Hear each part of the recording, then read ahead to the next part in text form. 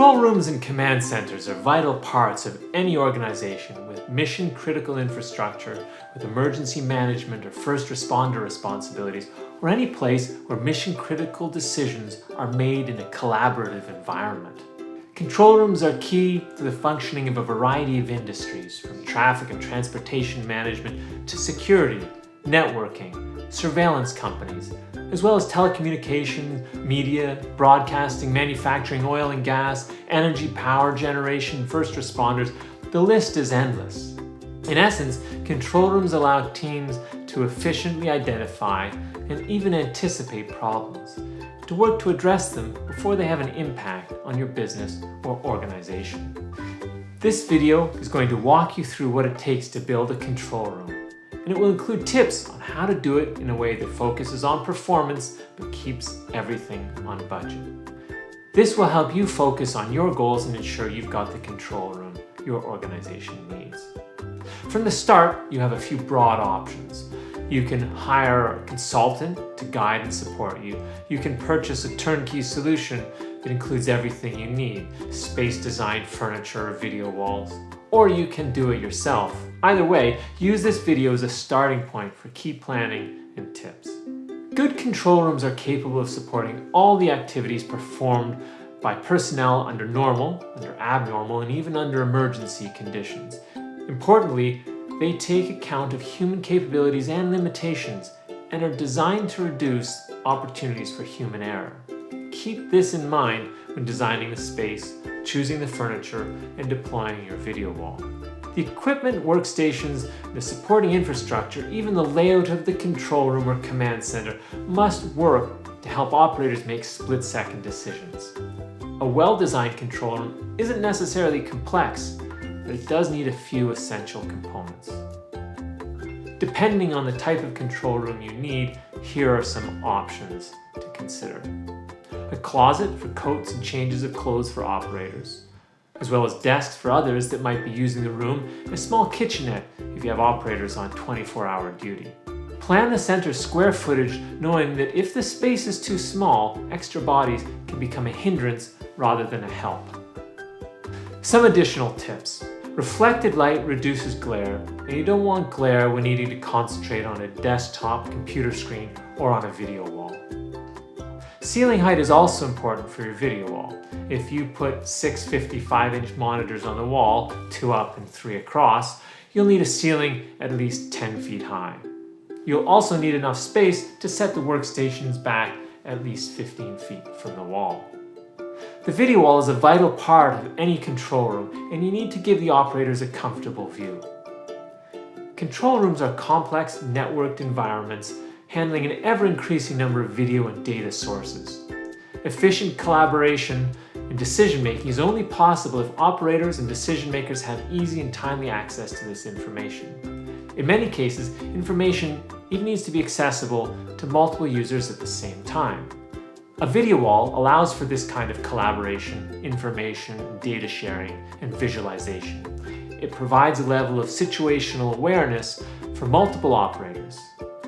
It basically is the communal center of the control room. It needs to be visible to all, and in most cases accessible to all. Operators and decision makers need to have easy access to video, images, data, and information, dashboards, and they need to be able to connect this information to configure how and where it is displayed, and to collaborate in the most efficient way. Along with the screens, the mounts, and the cabling, a control room video wall requires a video wall controller. This is the system that controls the displays and allows operators to choose what content appears where on the video wall. Operators can pull in multiple sources and display what's necessary for the team to see. Traditional video wall controllers are proprietary boxes with X number of inputs and Y number of outputs, and then a software layer on top that gives flexibility on layout. The problem with this approach is that those proprietary boxes are expensive, and because they're proprietary and purpose-built, they can also be difficult to support or to service. Userful is different. A Userful video wall runs off a single PC that can support up to 100 screens. And that single PC is a standard off-the-shelf PC. This keeps costs low, and it means service of the hardware is easy. And because Userful has an automated failover system, you can have two PCs. One is the primary video wall controller, the other is the backup, which will take over in the unlikely event of a hardware failure. In a control room, it's important to get flexibility on both inputs and outputs for your video wall controller. With traditional video wall controllers, you get a fixed number of inputs and a fixed number of outputs. So on the outputs front, let's say you have 12 HDMI connections. That's fine if you're never going to go beyond a 4x3 video wall. But then it's also going to have a fixed number of inputs. But what happens if you need to pull in additional sources? You then need to think about replacing the video wall controller, adding cumbersome add-ons, or finding a workaround. Again, here, Userful is different. Userful isn't just an app that sits on a PC. It's a complete solution. It turns the PC into a network-based video wall controller. It connects to the displays over the network. Each display gets a zero client receiver, which outputs HDMI to the display. In this way, Userful is scalable on the number of outputs.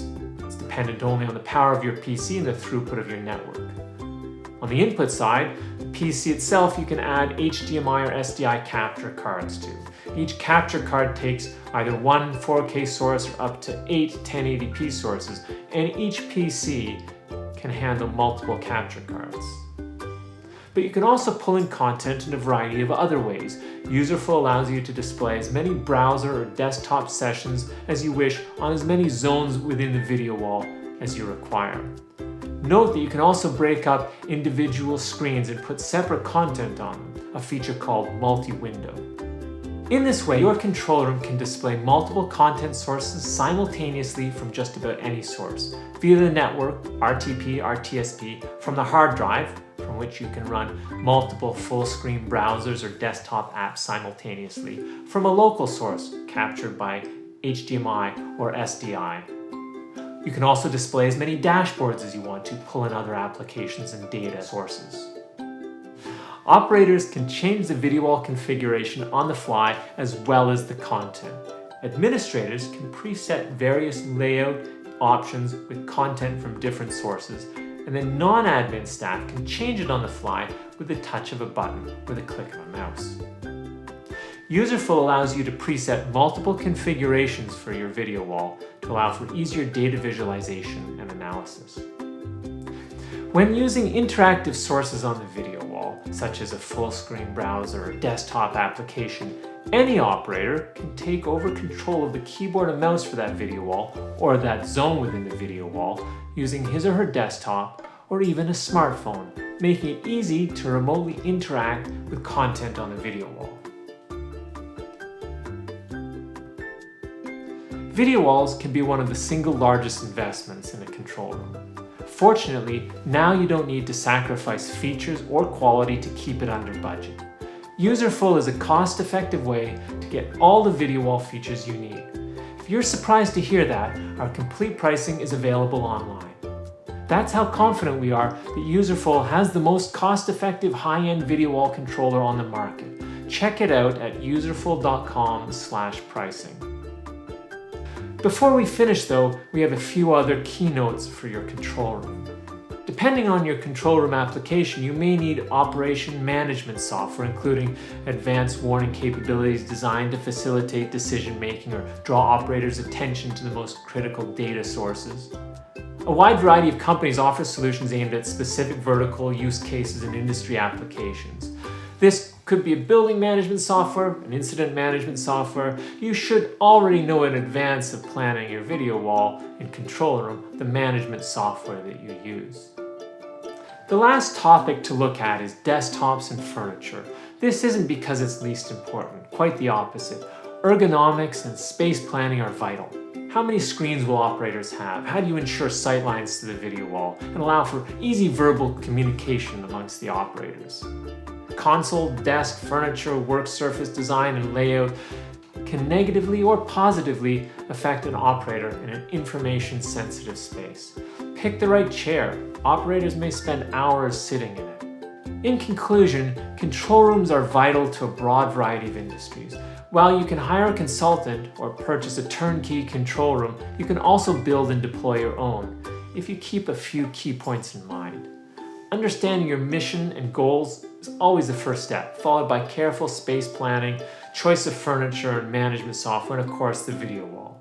When it comes to video walls, know that there are now cost-effective options on the market, such as Userful, that deliver all the features needed in a control room at a fraction of the price of traditional solutions.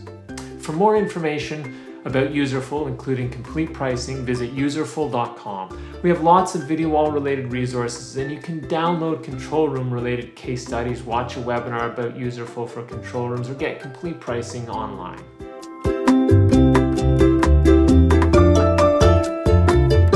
Powered by Userful.